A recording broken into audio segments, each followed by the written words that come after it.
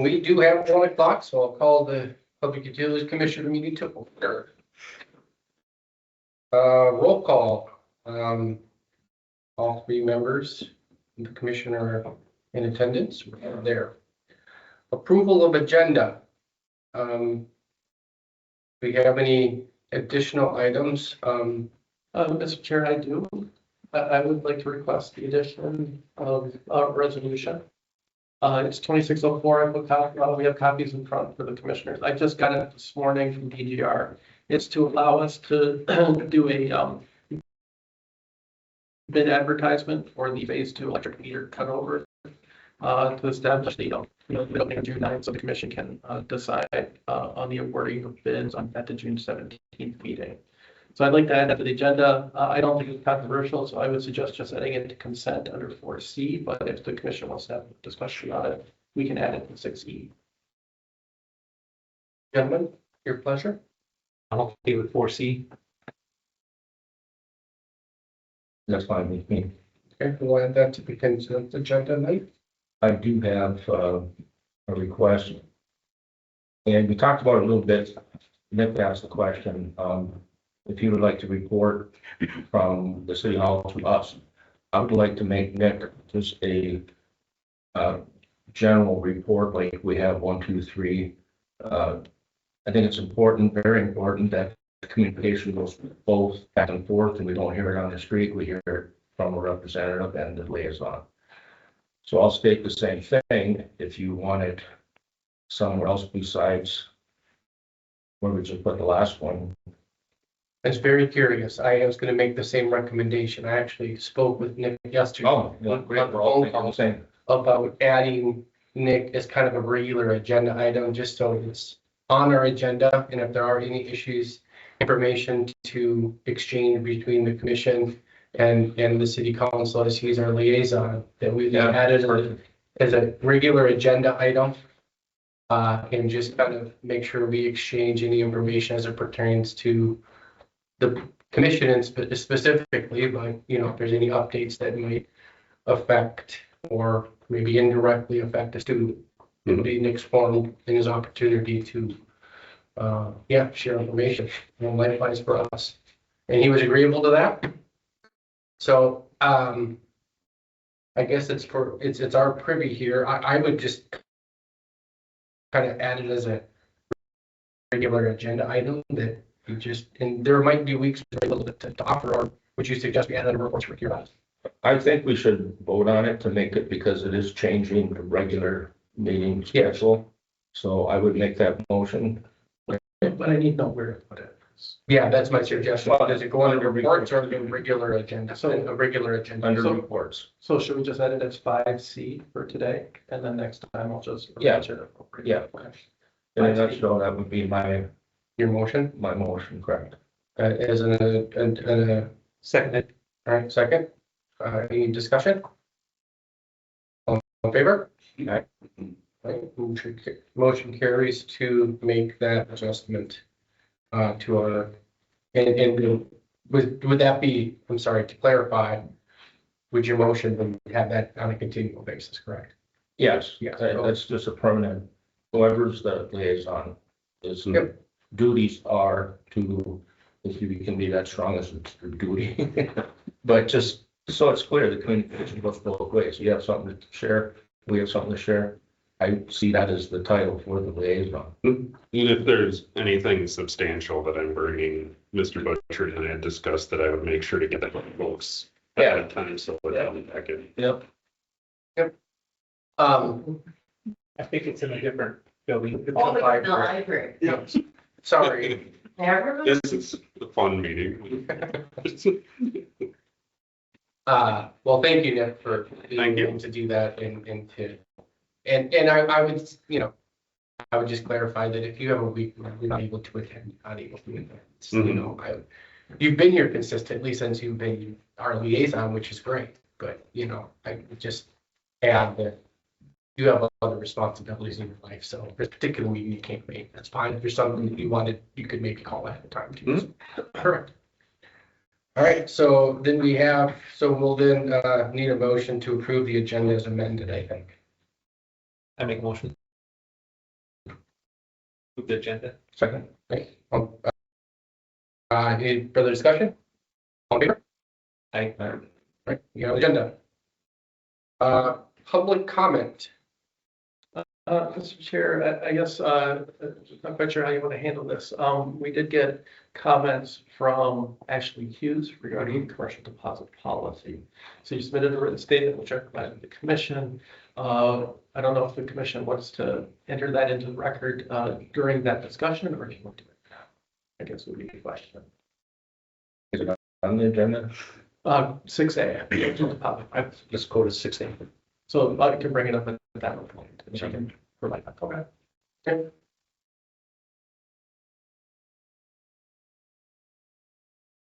And, okay, we did have a guest here, so let's make sure he didn't have any comments, so very good. All right, no public comment, then we'll move on to the consent agenda. Everyone's had an opportunity to review. Any concerns there that we need to pull off that consent agenda? That would also include item C, I have, which would be the 26. bid advertising, yep. I have a question with B, certification. Back when I was on it before, I always felt it was a little odd that we certify after things are being paid. That was a timing issue. If I may recommend, consent is supposed to be for an approval and no discussion. If you want to discuss it, I would Okay, recommend. then we're gonna add that Yeah, to. I would recommend taking 4B off consent, and we can add that as 6F.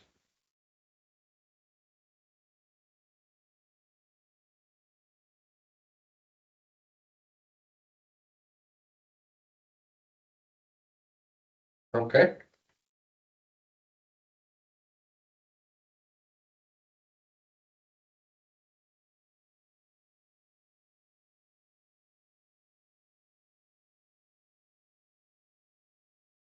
All right, so we'll pull 4B off. We got that as, 6E, I'm sorry. well, E is Nick. Well, no, we added Nick as a Under reports. as a report. Okay, so it is 6E then. Anything else on the consent agenda we need to address? Guess we'll take the motion for the remaining items on the consent agenda, less 4B. I make said motion. Second. Any further discussion? All in favor? Aye. Motion carries. On to reports, general manager report. Start with the office manager report. Everyone's had a chance to review. Any concerns or comments? All right, move on to water power plant superintendent report.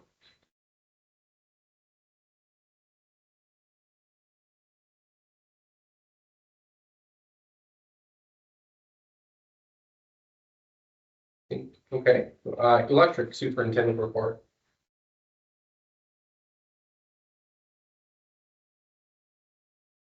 All right. SIMPA report.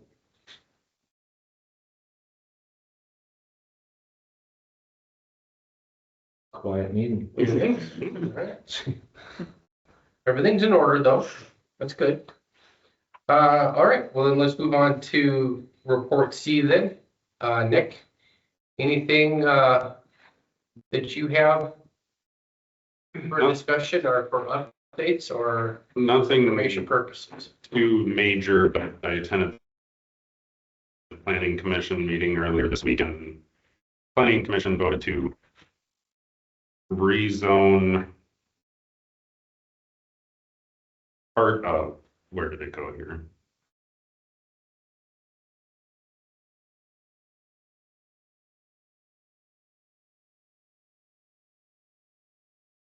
Looks like it's Damer second edition plat, and it was taking part of what was designated floodplain parts, changing it to business residential mix.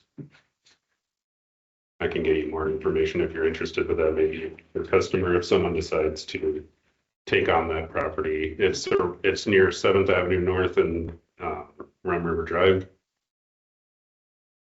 So it's kind of a wooded space right now that they would change it to, because it's not technically in the floodplain, that it would be a new possible residential or commercial space. Oh, okay. Rum River Drive and 7. Yeah. So it's So south, right as soon as, yeah, so it's still south of where the split is in the road, Okay. but it's kind of off to the left there. And then also I don't know why I'm blanking on the name of this business. It's the dealer bay out by the industrial park. They approved for him to expand Independent Dealers United. Okay. It used to be Audrey's office. The parking spaces for all of the car sales will be expanded to house more like 100 cars now versus. So they're just gonna expand that lot that used to serve that dental Yeah. office. Further into where his other space is that's further down. so north of Rogers, What's that? just north of Rogers? No, it was Audrey's. Yeah. Now it's a dealership bay for multiple independent dealers. Right, the lot just north of that building, Oh, yeah. So expanding further into that and they cleared the woods and stuff. Yeah. so that's gone through planning, not yet with the city council, but that would be, to my understanding, you would need to be hooking up to the municipal utility then versus he had a well on the property that was sufficient for the time. Do we provide electric to each individual dealer, or is that? They are separately metered, but there's one master service line going in. So we built each little bit. Because that's how we wanted it. Mm-hmm. Of the shops, in the back, the office building, there's 40 units. In the new building he built, there's just 1 meter for that office building, and I believe it's part of their rent. Okay. But the individual shops in the back are individually metered. For Kansas. Our later on conversation about deposits and stuff. I can't believe them guys were. They turn over every 2 months. So they're like, Katie's busy.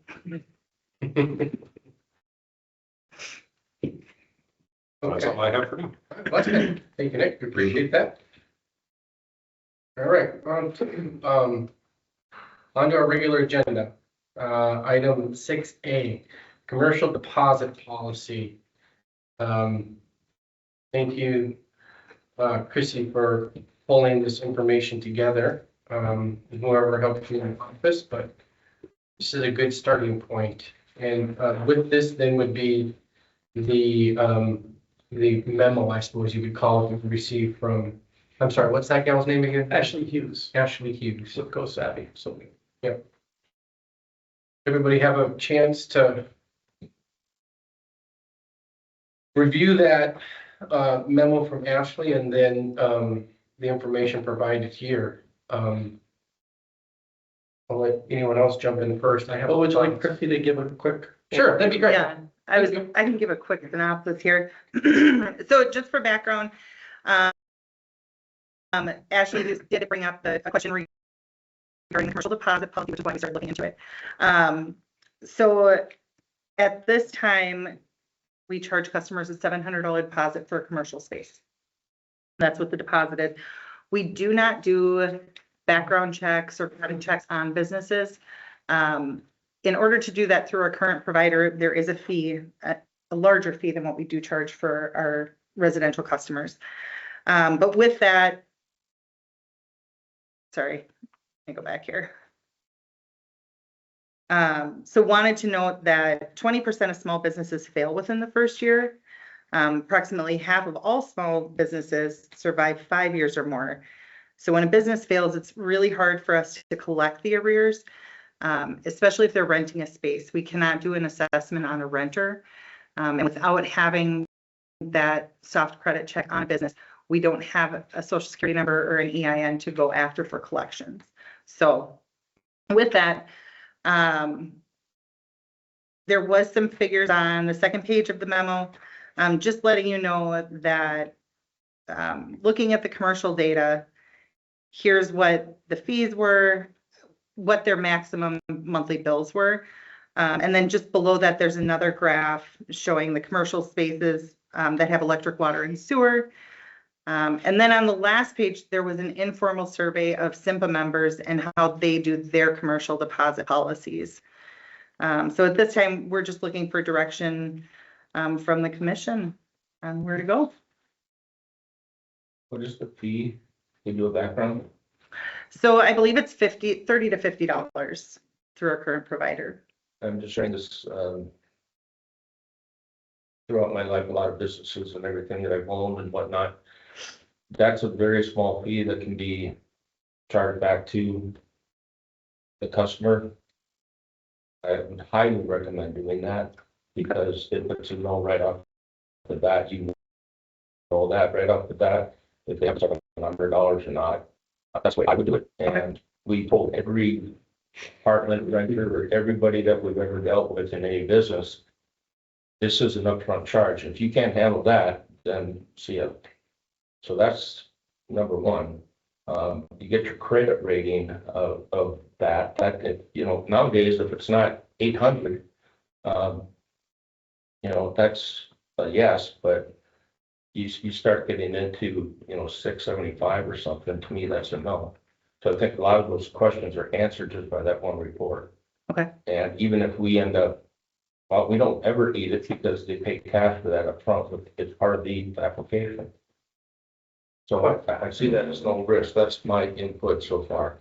Yeah, and just to kind of continue the conversation, like, how would we do a credit check on the business owner, or Well, if it's it might get kind of wonky if it's not really, because, one, the owner, if the business isn't in their private name, and if it's an LLC or something, how long have they been in business? Okay, if they're just starting up and trying an idea, that's at 20%. That would fail. So if they have been in business for X amount of years, whatever that is satisfying, and her background personally is okay, I think that's a green light. So you can say that we can run it personally, and if that doesn't come back so good, let's look at your LLC, because that could be in different shape than her personal, and anybody personal, not just her. So if you want to tag her on 2 taps right away for the 50/50, may not be necessary if she's got an outstanding P&L report and a good personal credit report. Where does she bank? Does she bank in Wrigley? Does she bank here? All that information is on that report. And we have turned people down flat. It's not what we're dealing with. So you would label that like an application fee, Rick? Yes. Well, if you have an application fee, so you could actually charge that if you wanted to, $25 of that, however you find doing it, whatever. But then there's also background check. So in this day and age, if they can't make $75 work, then you're done right at the door. To me, that's not harsh at all. I don't think it is either. I'm just trying, okay, so then if something came back negative on the individual or the business entity, would we increase the deposit then? I don't know if we can deny electric service. Yeah. Well, but you're not going to deny it if they're okay. Correct, but I'm saying if they're not. If they're not, then they have to prove to me and us that they are qualified to be able to pay the payment. Are they in business now, this particular one now? Are they up and running? Yes. How long? I believe they're new. Yeah, A year? I No. believe they're new. They're new, so you don't even have 1 month on them? I believe we have a few months. Okay, Well, at time of application, we don't know. Yeah, okay, fair enough. So that being said, she's new. Is her business new? Again, I think it's all new. Everything is new. So just not this location new, everything is new. I believe so. That's a big flag right there, because if she's concerned about $50 on a background check, and she wants to cut the deposit down, $700 is a lot. But it's that way exactly for the person that doesn't pay it, right? So you've got to be able to say yes or no. If you're not, But we can't say no. well, you can say yes, but then because of your background, let me put this into the rental world. Because of your background is low, we're willing to take a chance. Here you go, but we need 3 months up front. That's how you say no. You can, Yeah. you can check anybody that you want. I don't, refresh me, Keith, because this was 3 years ago. That was my last day, so it's 6.5 years ago. Is the $700 the same for Crystal as it would be for distillery to, or is there different tiers? We have one commercial deposit policy. Okay, all right. So everybody out in these garages are paying $700 Mhm. when Yeah. they come in? Per account. Yep. Okay, so if that's the standard issue and that's the way it is for everybody, can't treat her special or anyone like her, not to just pick on her, but it could be higher. We just should not lower it, because then you're gonna have everybody out there to request to lower theirs. Well, I think whatever change the commission ultimately recommends, we would treat, we would, Point at it. yeah. That's the most polite way to handle this. Go ahead, Tom. I'm sitting there thinking, I don't think the background check's gonna gain you anything. And if they're gonna give you the money, they're gonna give you the money. It's how fast do we cut them off? How fast do we cut them off? You already 5 days. exposed them. I guess there's a little bit more to that. So when somebody comes in for a commercial space, our service rules state within 5 days that they have come in to do the application. We can do a payment plan with them. We typically split that into 2 months. So half the first month, half the second month For the deposit. for the deposit. Yeah. If somebody doesn't pay their bill, how fast do I cut them off? Well, so for residential, we have to do a 30-day notification. For commercial, we can shut them off. We have been following the residential. We've been doing process. It's been- Have one simple Yeah. administrative. 1 month. One bill. Yep. Two. It is Well, it would end up being 2. And then if they don't get a second bill in 10 days, we shut them. kind of sort of, yeah, basically. So I'm back to where the background check is kind of a waste of energy on a business. I'm back to where we gotta find a reasonable $700 is maybe too much for an office space. Even for the guys out in the dealerships. But $700 might not be too much for a retail space. And $700 is way too little maybe for a factory. Because would we go out the, let's just take crystal cabinets and say, okay, $700 and you can start a business and use this for 2 months and have $100,000 electric bill. Mhm. I mean, where's the balance there? Are we gonna not let this lady start her little marketing business? Yeah, but for a $700 fee, I don't think so. Yeah, I'm not looking at the change. But and then the background check, I think is an additional cost and additional time for these guys to mess around. It's a lot less time doing that than it is trying to chase them down and pay their bill. And now 700 is Well, well, and they still owe money. We're always gonna chase the bad guy. No, not if we don't get them in the first place. Well, you can't deny him.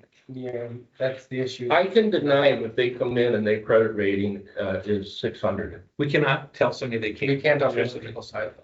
Well, I don't think that's within statute. We have to serve it. then. You So why don't we just charge a reasonable deposit for Yeah, that person? but that's the state's statute. We have to I've serve. sat in many, many meetings and we're writing off these customers because they don't pay their bill. And we chase them for 3 months, 6 months, some guys over a year. Is that residential or is that commercial? We've I don't know. Well, it's both, but that's kind of what we're stuck with, those public utilities that we're kind of, we have to provide electrical service to any new resident. We have to provide electrical service to any new commercial account. We have to provide that service. It's a matter of putting together. I mean, some of the information, that Ashley put forth, I thought made some sense. I do think, a $700 is a pretty steep thing for someone trying to start up a business and kind of, somewhere in there, I think it was in your information, it's not a lot of business owners are planning on that deposit. It probably hits them and they're probably a little shocked, sticker shocked by it. Now, again, Glen Metalcraft, when they opened up, wasn't, they have a gigantic financial structure going there. So I'd be more inclined to say, I understand what you're saying. I think it makes total sense to have a background check in some of your businesses that you ran. I don't know if they make sense in this structure because we can't deny anyway. So if we were to take that information, we'd have to somehow have some sort of a policy that adjusts their deposit because we can't deny them certain. That's a huge can of worms, because if 700 or whatever, what happens to 800 then? What happens to 900? What happens to 500? That's a big mess. What is the SIPA rate for dealing with this on new customers? You have a background? Commercial, yeah, so on the last page, there was an informal survey. Informal or not? So it was a survey sent out to SIPA members. And so there were 5 responses to said survey. I think they're weaker than we are, even at $700. I mean, they get the money back after a year. I don't think we've been doing that, right? We do it at a compost. Just when the account's closed. Yeah. So yeah. So, and then the one that returns at a compost was $100.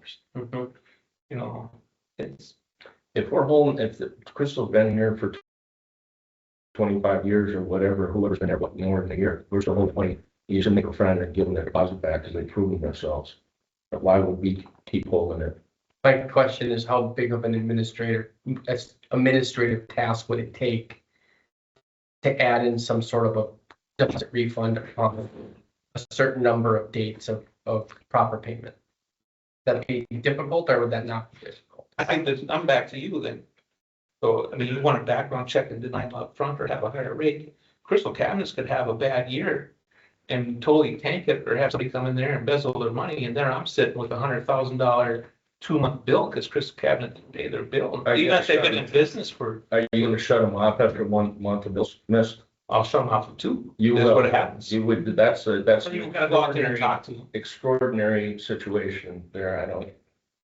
Yeah, I mean, That it's doesn't a little ever happen different. unless they're totally wiped out by a tornado or move someplace else. Yeah, So we got to be realistic here. but I think all they have is a $700 deposit on them anyway, right? I'd rather have it in my checking account than yours. After I've been here 20 years. If Crystal Cabinets wants their $700 back, I guess it doesn't matter because you're gonna have $100,000 in anyway. My point is all of them.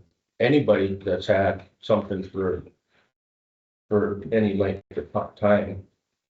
I'm surprised they haven't asked for it, but they forgot about it because they did something X amount of years ago. Anyway, we're getting off the case here, I believe, but Yeah, and this is a discussion. I would recommend we continue. I feel like we're not real close to any sort of a consensus on modifying it. We have a current policy. It's in effect. It sounds like it's a sticker shock to smaller businesses when it comes in. So you guys are dealing with that issue. Most bigger companies, though, you're not dealing with any sort of an issue. I don't remember any pushback from larger. Not typically, actually. I would feel like for most businesses, we don't really ever get pushback. Yeah, It's not uncommon for a utility. Yeah, I think, and honestly, I think,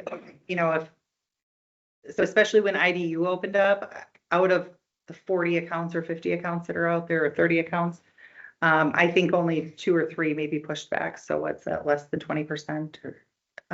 So typically people pay it. I mean, it's part of it. We try to accommodate with payment plans if need. How much of a pain would it be to say, okay, it's gonna be $700 up front, then after 1 year with good payments, we adjust it down to a 2-month bill and give them back anything over $700. Well, Or, give them back any, depends on what the monthly bill is. Yeah. They may not mean anything. but I mean, for this little business lady, I mean, they still can't come up with the $700 to start a business. That's the flag. That's what I'm saying. I mean, that's a flag. If you want power, we'll give you power, but I can't pay the 700 or can you lower it? What's the satisfactory number? Is that question asked? Is it 300? Is it 200? Is it 600? For me, that should be our discussion. I think that we should, it's our job as a commission. I mean, they didn't really give us a recommendation. I think they're looking for us to make that decision. So I think as a commission, I think we need to decide whether that $700 is appropriate for all customers or whether it should be tiered. I do think that we have to keep in mind I know our community, I know the city council, and I know the Chamber of Commerce is looking to add businesses to our, there's vacant spots downtown. And I know that, for our city, we want to try and fill those spots and we want to have somebody there both renting, selling, employing, and paying electrical and paying their utility bills. So, I mean, I think we want to have a policy that protects us a little bit, but also promotes business in my mind. Charging 700 up front is not a friendly welcome. That's what I would agree. And so that's why Fill out this application. It's standard issue, no matter where you go, fill out that. If you have a problem with it, then we have a problem. what can we do with the problem, Rick? We can't deny that. Well, you take step one. And she doesn't want to pay it, then you can't fill out the application. Because we don't make money at that. We charge that, and that goes right to the people that are gonna tell me your background. That's step one. If that comes back okay, then you go to step two. If that came back okay, proceed. Because you got a green light. But if you have a negative, that's just a poor credit, then I would even, anytime you change anything, it's gonna be a problem because you can't do it just for one and then the other. And if you decrease it, that's a problem because the other paid more. So I would personally start, sorry, I feel it's a waste of time, but it's not a waste of money, it's $50. So Okay, but Rick, I still need to, my question for you is what do we, okay, so it comes back negative. yeah, What do we do? We cannot deny. We cannot deny service. So I can say your credit report background check did not meet this standard. And that can be researched to find out if there is a statute that says standard. I wouldn't have any problem looking at anybody in the face because I've done it before and said this credit background check does not qualify. So we So can't do that. maybe I can help. So Thank you. on the residential side, we do a credit check. If they pass the credit check, we waive the deposit. If they don't pass, then there's a deposit. Mhm. So then, even if we did the credit check on the business side, we still have the question that staff is looking for direction from is, what do you want the deposit to be, assuming they failed the credit check? That's a separate conversation about what it should be, because it's always been 700, that standard's been set. Well, but that's the question we're asking. Yeah. What do you want What that? we should charge for deposits? What, yes. That's That's what what her feedback is she thinks $700 is too high. Well, not just dictating to us. Well, she said, If she thinks it's too high, well, as a concerned citizen, she brought a question forth to it. That's what does she reasonable. want it to be that's gonna make sense for her? Yeah, I think she was looking for it to be less. I think, again, that's our privy. That's our responsibility to come up with what we think is a reasonable deposit. Or we can set all the policy we want and say it's 600. You might get another letter back saying, well, I was hoping it was 250. I mean, now we're back at. Well, no, we're not doing this just because of her. We're bringing this up. She brought some issues to the commission. And we added it to the agenda based on the discussion we had here because we wanted to flush this out a little bit more and make sure that, one, that's why they collected the data from the other simple communities. All right.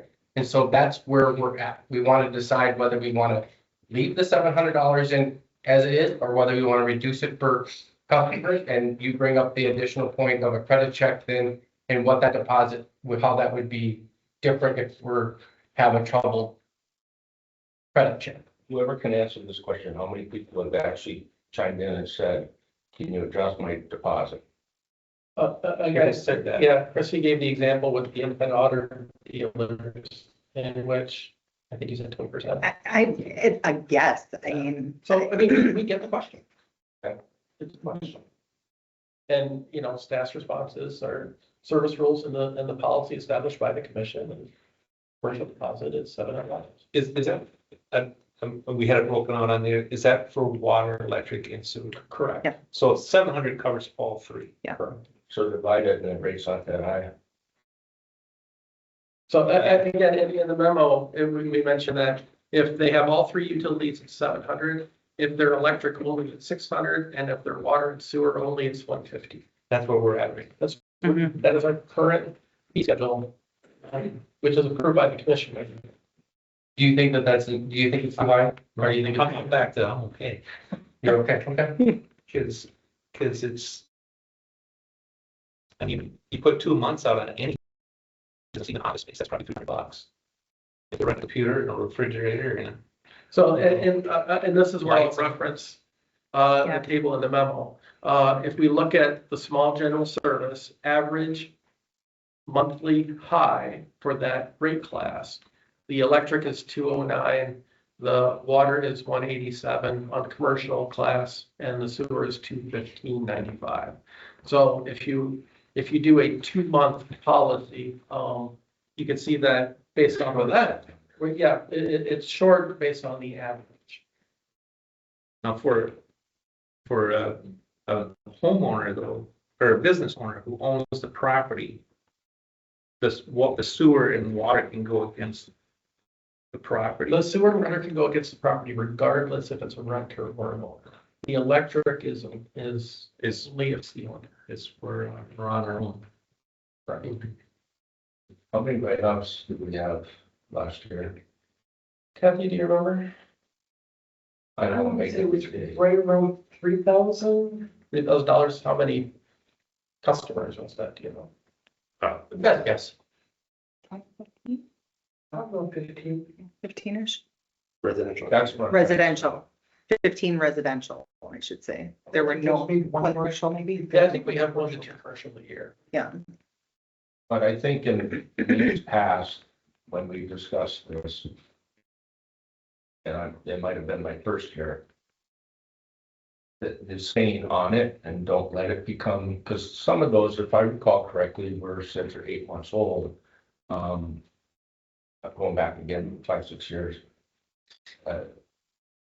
If you're gonna keep it status quo, you can't let it go that far, because that's $3,000 that just 1 year. And it happens every year. That should be maybe a little discussion. How do we prevent that? Credit check would help that.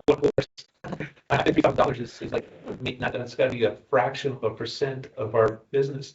And if you've been in business, even Frederick Co-op, we run propane.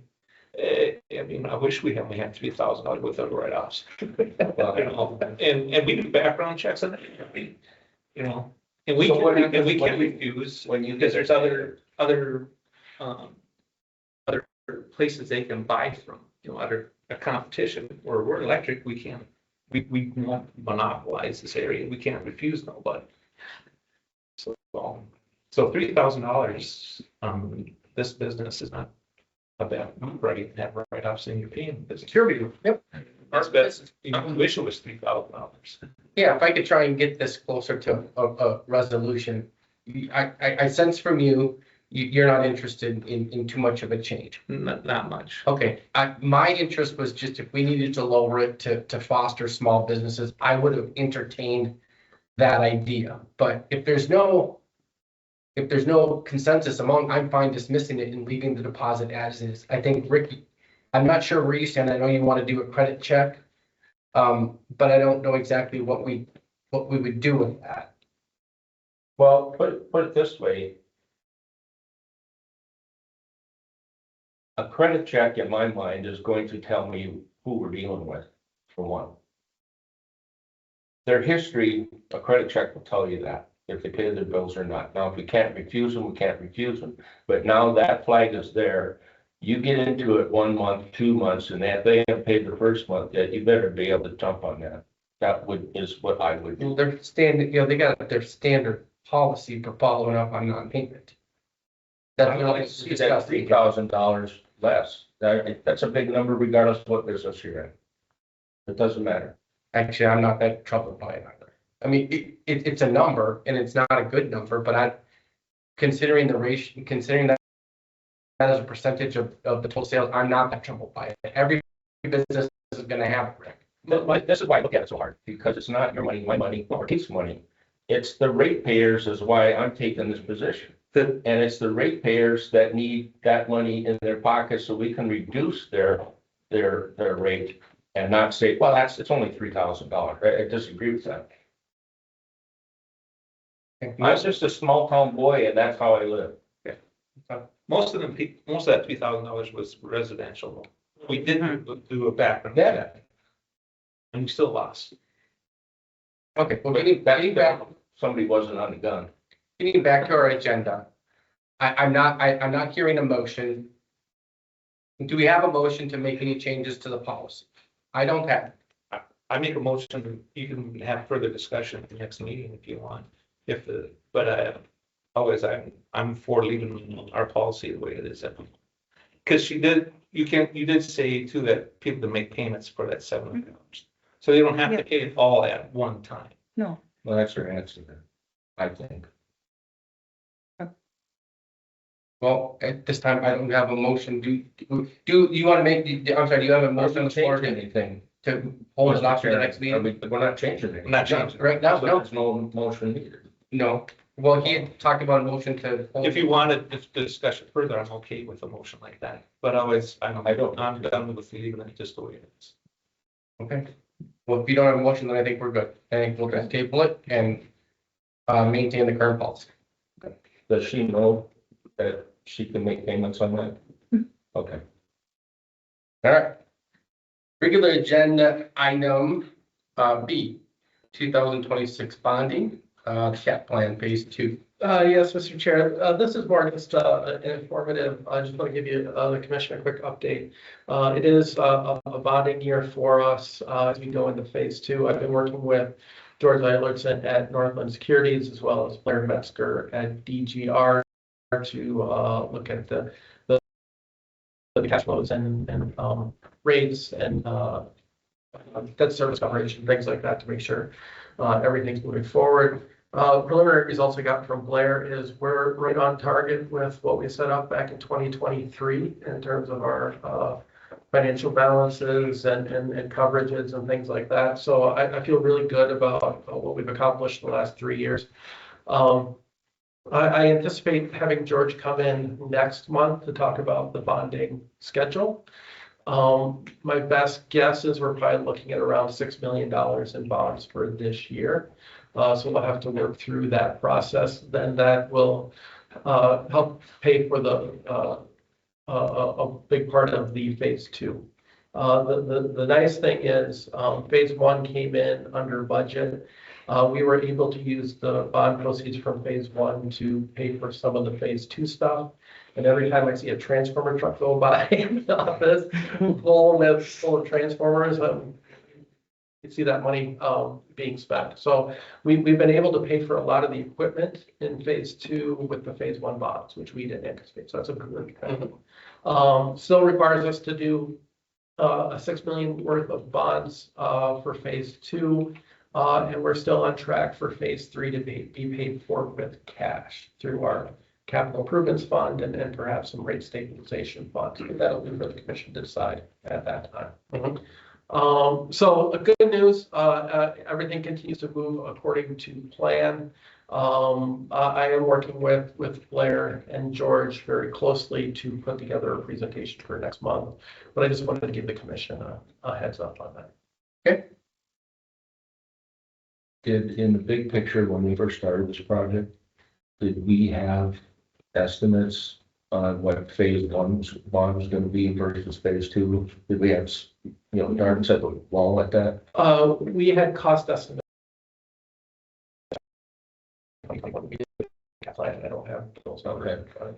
Like I said, phase one came in well under budget, Sure. and so we've been using that money for phase two. Great. Thank you, Ms. Butcher. No action needed there. No, sir. Regular agenda item C, general ledger discussion. We're gonna have Kathy Thank you, Kathy. give the commission overview on this segment.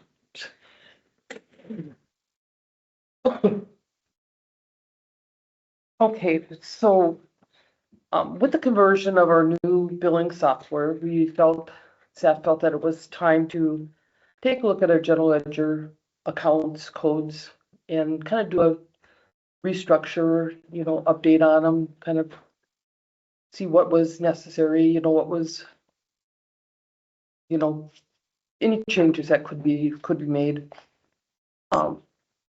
So we have gone through, or we are working on developing a new GL system for all the general ledger accounts. We're staying with the two funds of electric and water. We're going to have placeholders for additional if that at some point if that becomes necessary. The structure just kind of combining everything together more so, like your operating income and your non-operating income and keeping your departments together and having it a little bit better, easier for reporting and easier for the commission to read or anybody to read the reporting. It will, it's going to establish standards for recording, classifying, and reporting financial transactions. And it's going to ensure accuracy, consistency, transparency, and the cost allocation and compliance with audit requirements. I'm not really. Yeah. The system that was used before was great, but this is just updating it to a more up-to-date style. I don't know if style is the right word, but Well, and I think a big part of it, if I may, is we're keeping the same merit structure, but we're grouping things a little bit better by department. Right now, when we run the report out of Casell, because the departments aren't consistently assigned, it's really hard to see the subtotaling and the aggregations. This will clean all that up, so it's very clear, especially once you start getting into expenses, how much is labor, how much is material, how much is for the power plant, how much is for the treatment plants, how much is for the distribution system. I just think it's really going to add to the transparency of our operations and will allow us better use to track revenues to expenses to make sure that we don't have some processes going on. It also updates it to a more modern structure in terms of finance and accounting. The old system with Power Manager predates you, Kathy, right? Oh, yeah. So A lot. So we're dealing with a system that is seasoned, as we like to say. I think it's just it's a good time with the conversion from one software to the next software to reconfigure and make sure that everything is structured and appropriate. I applaud those efforts. You're cleaning up a lot of stuff that just kind of happened over the years and years and years of adding accounts and subtracting. I mean, you want to create the number of accounts necessary to analyze the business expenses and incomes and be able to compare year to year and compare against budget. So you guys are well on track, it looks to me. So you haven't spit out a balance sheet yet? I have not. but we are closer than we were last time. Yes, we are. Next month. Promises. So at this point, what we've done is we're mapping out the old GL account numbers to the new GL account numbers, and we need to get that to Casell for them to implement. And then I think we'd all feel comfortable, running reports to make sure that everything is transferred over how it needs to be transferred over. So 2 months would be preferable, but I guess I don't know what else anybody else thinks is as reasonable. A balance sheet itself, I mean, that I could run. It's the income statement because that would be the assets and liabilities. That we're not changing anything on that, so that could be run. It's the income statement that, income expenses, that is gonna be difficult right now to, To me, it's gonna be more driven by Casella. We need their program to see the coverage of it. I don't know what backlog they have. I think I knew they were slammed pretty hard the first quarter this year. What they told me was with the big beautiful bill, changed a lot of, audit requirements. And since they served 43 states, that was 43 different tax structures that they had to adjust to. But that's been tapering off and they said that they'd be more responsive. So I think once we get, our key set up between the old numbers and the new numbers, it's gonna be dependent upon that. But I'm hopeful, that we'll be able to do something. And my expectation is when we get to that point and we bring the reports to the commission, then we can have the commission give some feedback to say, okay, what do you think? I mean, these are the standard reports. What might you want different? The other nice thing, just so the commission is aware, because when I was playing around with some of the reports, Casella did import a bunch of historical data. So there is 3 years worth of data in there. So I'll be able to do a little bit of year-to-year comparisons. But again, once GL goes to different. Yeah, then it's gonna be hard. It's gonna be 1 year difficult comparison year to year. Yeah. After that will be better, because we're relying on the ability to analyze will be better and make more sense. right. Yeah, we know we're kind of stuck with this year as a tough one to compare. I mean, we're gonna compare big numbers to big numbers. Yeah. Right. Getting down to specific details is not gonna be as easily analyzed. Just like to compliment Mr. Busher being the fact that I work for the state and have never heard anyone ask what data someone wants. Usually I have to fight somebody for it, so that perked me up. I was like, ooh. No, the entire office needs to be commended for how much time goes into tracking the finances and, every expense is duly analyzed and is duly approved by multiple people. You guys do a great job. You guys do a great job of watching the numbers. You do a great job of being aware of the numbers and making sure there's nothing going on that shouldn't be going on. There's a good level of checks and balances. Kathy is an amazing gatekeeper. You can add or spend anything on there. We try. I keep asking for receipts. Yep. Very good. Okay, thank you, Kathy, for that. Thank you. information. Item D, our joint meeting coming up.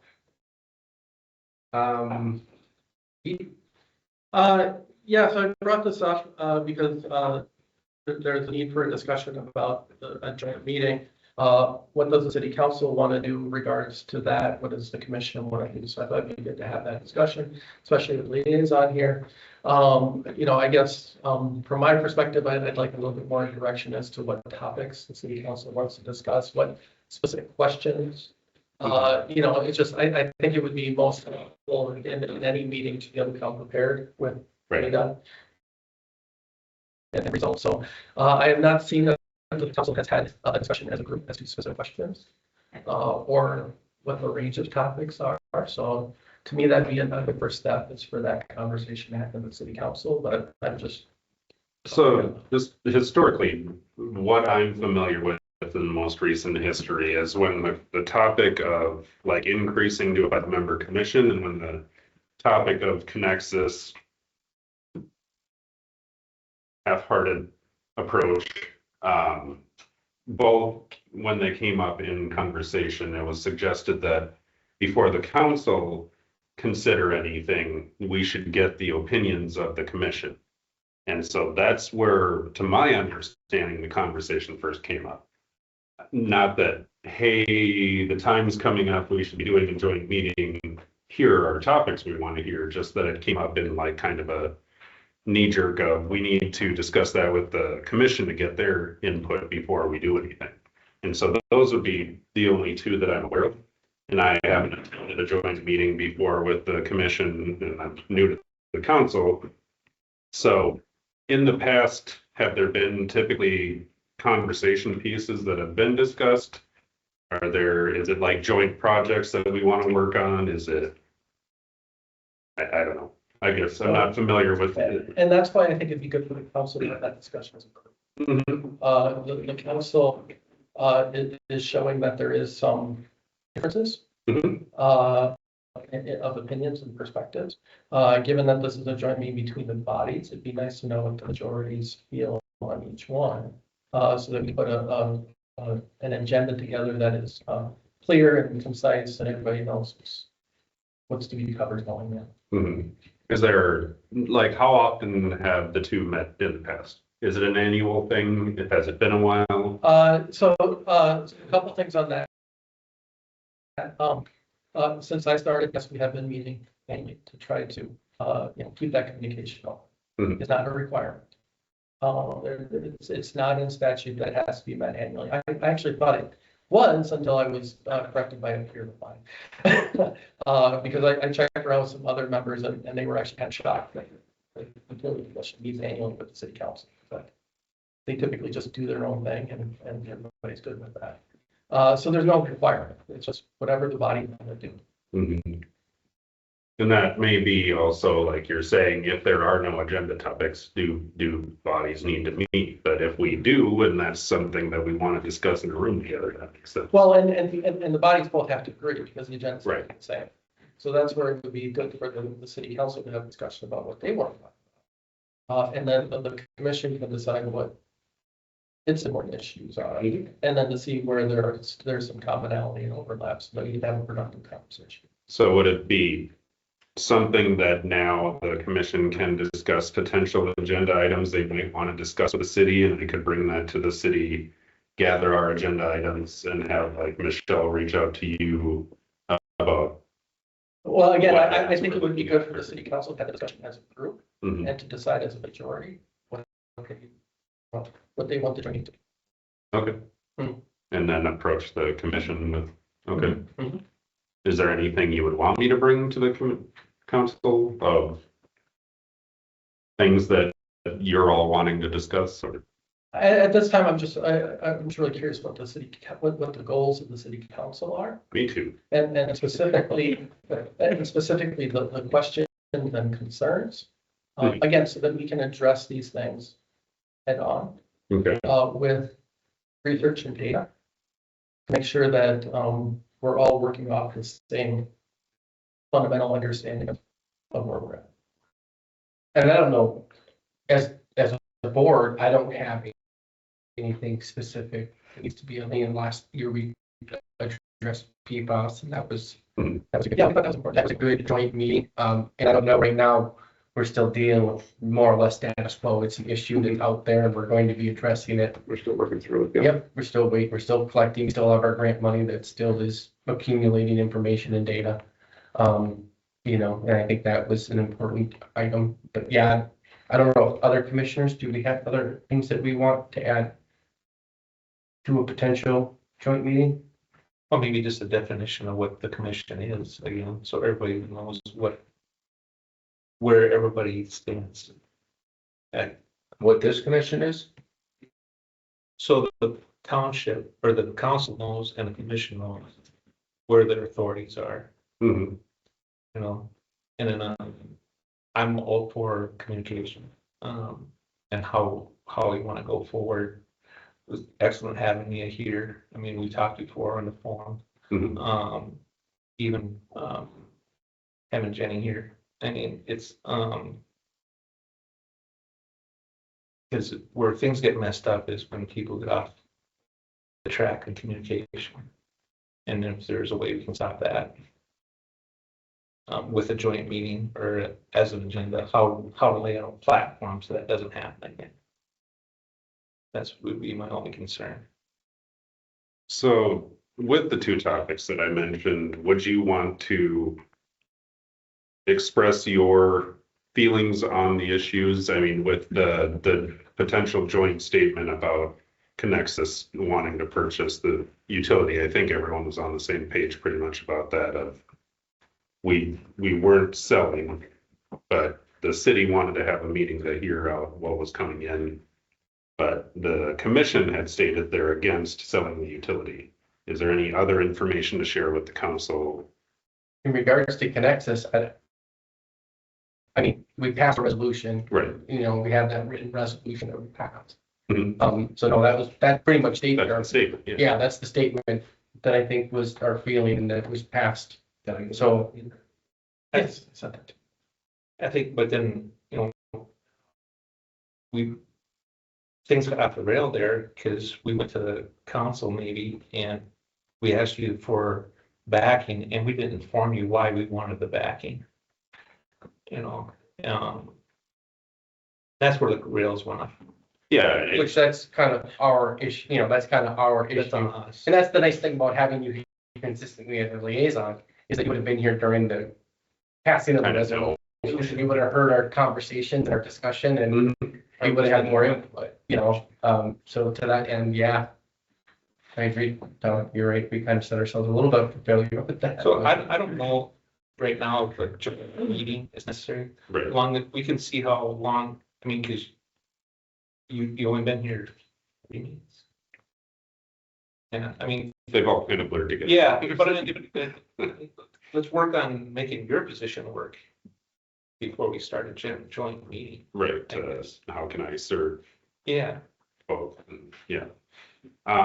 In terms of the topic of a 5-member potential commission, is there any feedback on that idea? It's not a resolution or an ordinance or anything that's currently on the table. It's just, my feedback on that is, it's because it's been out since I've been a member almost.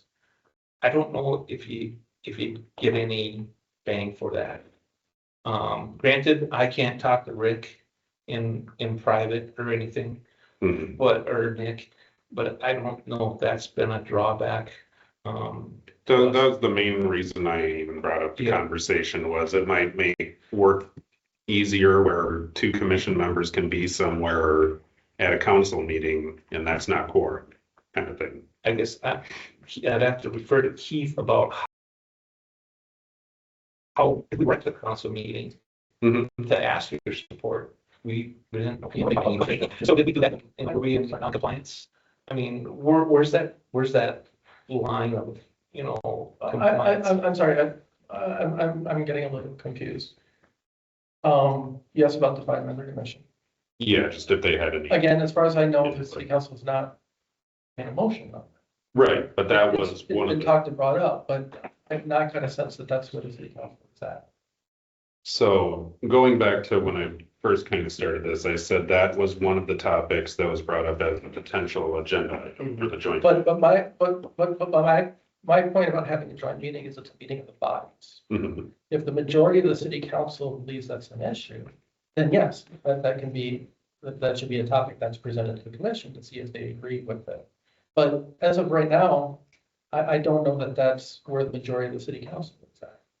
Sure, but being that that was one of the main reasons to even bring up having a joint meeting, I was going to bring, if there were any wishes or thoughts of the commission back to the council to say, do we even have any agenda items? The And commission- this is where it's been difficult to understand where the council is at. Mhm. I don't know if that is the opinion of a minority or a majority of the city council.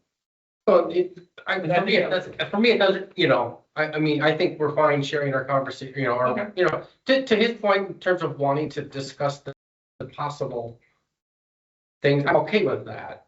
You know, I think we're pretty sound on where our position is in terms of selling the utilities and so forth. I think we're clear on I that. don't think all of us are sound on that. I would like a lot of facts on that.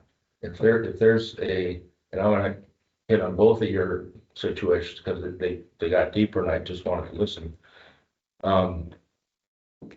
If there's a proposal out there, I think we have the due diligence to look at it, understand it, and do those things. Now, we've done the last 3 years and I wasn't there, then I'd like a refresher course. On the 5-person commission, I said that the first year I was in here, and that was 6.5 years ago. You voted yes for it, and Jack voted yes for it. I don't know.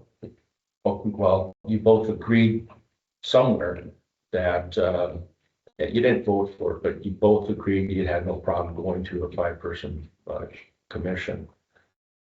And then as soon as the opportunity came, no, we're not going to do that. It was voted down. Jack was a member. Dan was a member. So there's a couple of things. I have great issues with both of those. I would be all 4 or 5. And the reason being is, people go someplace, it just allows better communication. If we want to talk about fishing or about anything, you have that right. Now, when I was trying to get it through in my last year, and then Paul came on and I didn't run, he was asked the question about it and he said, we're a small city, we don't need to have 5. That's the wrong answer. I mean, he's fine with him, but that's the wrong answer. You don't say, well, we're a small community. What I see, if you don't do it, you are eliminating anybody else in the public from experiencing this and serving. And the next question is, well, but nobody wants to serve. You have to experience it. You have to do it. You have to process it. I think a 5-person brings a lot more input than just 3. I think it's just healthier. Yeah, Well, so enough on that. That's not what we're debating, but I'm trying to answer Nick's question. Is there interest in the commission discussing it? Because then I can go back to the city and have them put forward agenda items that they would want. I don't see a clear need for a 5-person. And I don't know. It seems to me like there's always a little bit of getting enough people to conserve to come to 3 a little bit. Well, That's my understanding, but if that's wrong, that's wrong. That's what I'm. I agree with that part, and there's also a problem with 5, if you don't get enough people to fill it, right, with the state statutes. You can't go backwards. I think there's, yes, Yeah, that would. without doing a referendum. You can't go backwards without getting holes going, Mhm. you know? So when you stay at 3, you kind of, for lack of better words, taking the less friction away, you know? Yeah, I agree. I mean, more input is always better. But maybe that's more on us to get more input, even from non-commissioners. I always said, you know, a lot of people take for granted, they plug in their coffee pot in the morning, they don't know how much it takes to get that electricity to their outlet Mhm. or care, you know. I had a conversation with Jack, you know, how many people voted in our last election even? There's only like 1,000 people, we're a city of almost 4,000 people.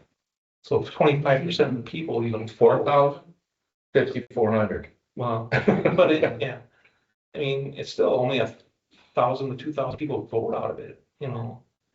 But So if to 2 find people people don't who show up, want to then that's an issue. participate, and then even if they want to participate, and I don't know how to put this, but I mean, we do as much as the commissioner does. You should have some sort of business background, you know, so you know what you're saying yes to when you vote for a $500,000 truck or a $6 million bond. You don't understand that. Well, Yeah, so I mean, you can want to, but do you understand what the position is holding? There was a time, and I was asked this question, why are you running now? This is when Hank Lindell and George Sprinkles was on. And it was a very simple answer, is because those guys are off. You can't run against a Goliath like those two, and for what, 25 and 29 years?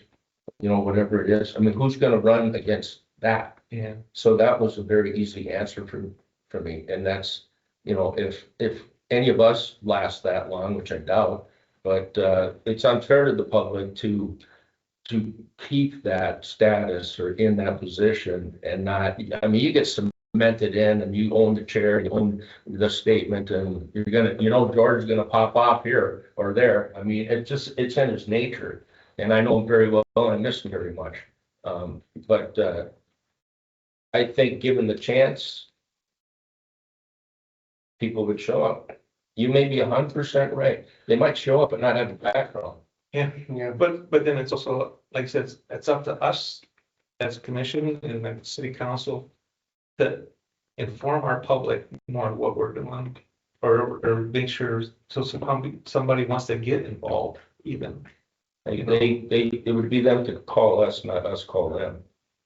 Our position, gentlemen, is looking down 20,000 feet. Yeah. And looking down. Yeah. That's our position. Yeah. It shouldn't be calling anybody, it shouldn't be visiting anybody unless you're trying to recruit a person that you feel is qualified. But also, ain't it up to us to make sure that the image of the public utilities is in the utmost with our community, That will reflect on everybody here, everybody. everybody in the here. community. Yeah, We aren't to do anything negative about it, but we are, again, looking from 20,000 feet down. We don't go talk to people and say, do this and do that. That's, you're just listening. no, I'm not saying, Right. no, I'm saying what the public utilities is doing and how much it takes to get their electricity to their coffee pot in the morning. You know, that's to me, a little bit of our mission. I mean, to make sure that they understand the value of this public utilities. And when they want to be more a part of it. Okay, yeah, I think, yeah, we're on the rails here. Well, I want to ask one last question. Has anybody in this commission gone out and talked to different businesses in industrial park or here or anywhere else? Or made phone calls to them? Not on the commission, and at the moment, I think we'd have to save that for a different discussion, maybe with the Yeah. Connexus program. I'm asking, has anyone done I it? haven't. I haven't. Because I think we've been instructed to go through our lawyers now, right? So it hasn't happened? I just want to know what the past was. What's your question? You want to know if we went out to the industrial park and talked about Connexus? So no commission, at least as far as I know, no commissioner. No.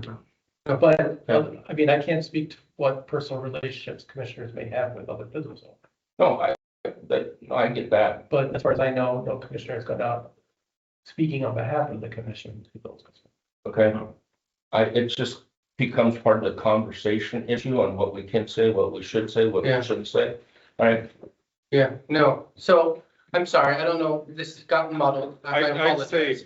in summary, what I propose I will be doing and going to the council to see if there's interest in a joint meeting, and if so, what agenda items, so they can be provided to you. Yep. Yeah. And, And in addition to those agenda items, there are specific questions, or specific details. yeah, So that we can come.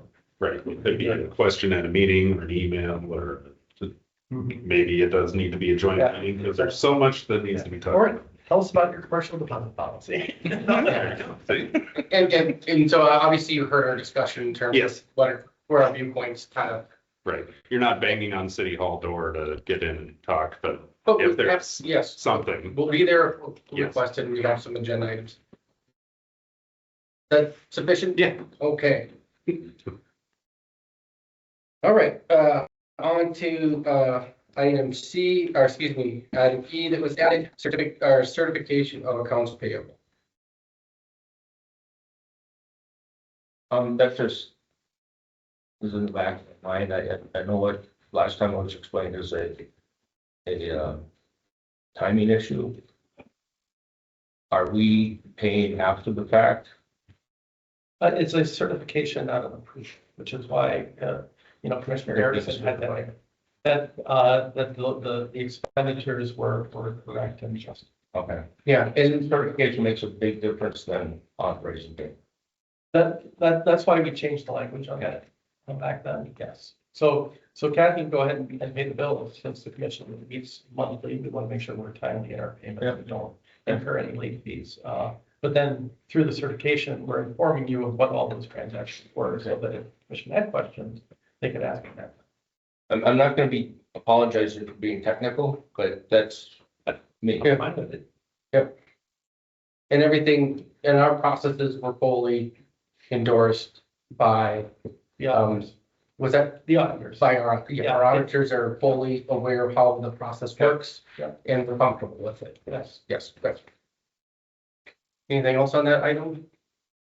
I'm good. Okay. So do we gotta make a motion and approve it, or certify the accounts payable since we didn't do it in the I make a motion to approve the accounts payable. Second? Any further discussion? All in favor? Aye.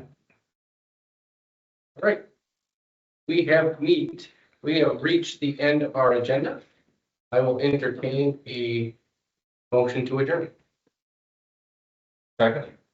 Or first? Rushing my, just turn bouncing. Sure, yes, we do have a motion and a second. All in favor? Aye. All right. Thank you, everyone.